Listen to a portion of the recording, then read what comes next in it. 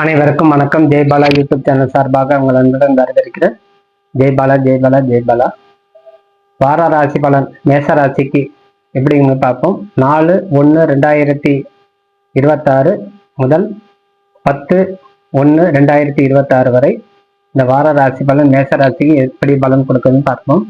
அஸ்வினி நட்சத்திரம், பரணி நட்சத்திரம், கிருத்திகை நட்சத்திரம் 1ஆம் பாதம் வரை மேசராசி ஆகும். அத்தனை பேருக்கு இந்த மேசராசி பலன் பொருந்தும். மேசராசிக்கு இந்த வாரம் முழுவதும் மிகவும் சிறப்பு உடையதாக இருக்குது. இந்த வாரம் முற்பகுதியில் கிரகங்கள் நல்ல நிலையில இயங்குது. சனி ராகுவோட சேர்ந்து 11ஆம் இடத்துல இருக்கும்போது தொழில் துறையில வெற்றி அடையும், வாழ்க்கையில வெற்றி பெறக்கூடிய தன்மை கொடுக்கும், முன்னேற்றத்துக்கு உண்டான தன்மை. இருப்பினும் உடல் ரீதி கொஞ்சம் சற்று கவனம் வேணும்.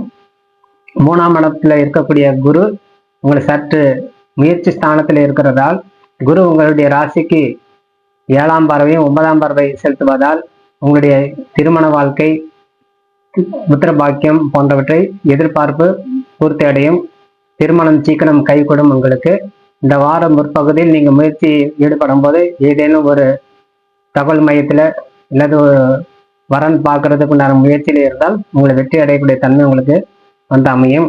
சூரியன் பகவான் உங்களுக்கு 5ஆம் அதிபதி 9ஆம் இடத்துல இருக்கும்போது உங்களுடைய வாழ்க்கையில ஏற்படக்கூடிய இன்னல்கள் களையறக்கூடிய தன்மை உண்டாகும். அரசியல் அரசாங்கம் சம்பந்தப்பட்ட தொடர்பு உடையவர்களுக்கு முன்னேற்றம் ஏற்படக்கூடிய வாய்ப்பு உண்டாகும். அதிலே சுக்கிரன் சேர்ந்து இருப்பதால் உங்களுடைய எண்ணத்தை மிக விரைவில் பூர்த்தி அடையும். புத பகவான் சேர்ந்திருப்பதால் வித்யா அனுகூலம் பெறக்கூடிய தன்மை உண்டாகும்.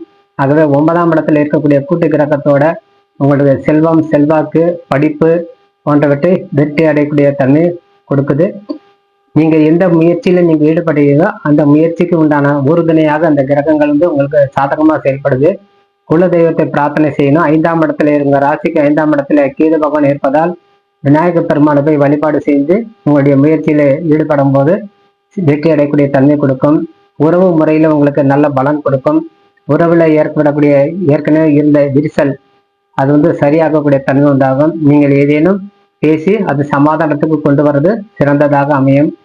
3ஆம் இடத்துல முயற்சி ஸ்தானத்துல குரு பகவான் இருந்து அனுகிரகம் பண்ணும்போது உங்களுக்கு அது அத்தனை வெற்றி அடையக்கூடிய தன்மை உண்டாகும். ராகு கேது சம்பந்தப்பட்ட கிரகம் உங்களுக்கு உறுதுணையாக இருக்குது. குரு பார்வையில் அந்த ராகு கேது வர்றதுனால கோதண்ட ராகம் மாறு அதுக்குண்டான கிரகங்களுடைய தன்மை உங்களுக்கு சிவனை நிறைவேறும். உங்களுடைய முன்னோர்களுடைய வழியில இருந்தக்கூடிய சொத்துகள் ஏதேனும் இருந்தால் அந்த பிரச்சனை தீர்வுக்குண்டான வழி கிடைக்கும். ஆகவே அதுக்குண்டான சம்மந்தப்பட்ட முயற்சியில் ஈடுபடும் போது உங்கள் அனைத்து வகையான செல்வம், செல்வாக்கு அடையக்கூடிய தன்மை கொடுக்குது. இந்த கிரகத்தன்மை உடையும்போது கணவன் மனைவிக்குண்டான தன்மை நல்லா அமோகமா இருக்குது. திருமண வாழ்க்கை பாக்கியம் கொடுக்கிறது மட்டும் இல்லாம கணவன் மனைவிக்கு உண்டான ஒற்றுமை அதிகரிக்கும். பிள்ளைங்கள் நல்லா படிப்பாங்க. பிள்ளைங்களுடைய கல்வியில முன்னேற்றம் ஏற்படக்கூடிய தன்மை உண்டாகும். பிள்ளைங்களுக்கு உண்டான செலவினங்களுக்கும் சற்று குறைவாக இருக்கும். தேவைக்கேற்றபடி நீங்கள் செலவினங்கள் செய்து சேமிப்புகளை கொண்டு போய் செலுத்தும். ஆகவே இந்த காலகட்டத்தில் நீங்கள் செய்யக்கூடிய முயற்சி அனைத்தும் வெற்றி அடையும். புதிய ஒப்பந்தங்கள் நடக்கக்கூடிய தன்மை உண்டாகும். புதிய தொழிலை தொடங்கக்கூடிய தன்மை.